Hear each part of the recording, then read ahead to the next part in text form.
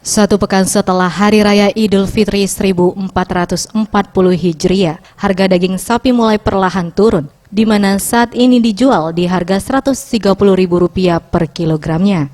Rohana penjual daging sapi mengatakan, sebelum Lebaran harga daging sapi dijual hingga Rp150.000 per kilogram. Namun saat ini, harga daging sapi mulai turun dan cenderung stabil di angka Rp130.000 per kilogram.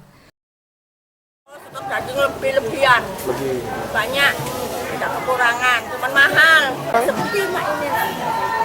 Iya.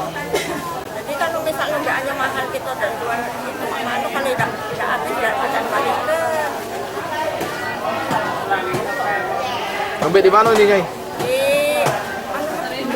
Pasar Induk, Pasar Haji, Boang, Mako. Dengan penurunan harga tersebut dalam sehari, Rohana setidaknya dapat menjual 10 kg daging sapi. Tim Liputan Sriwijaya TV.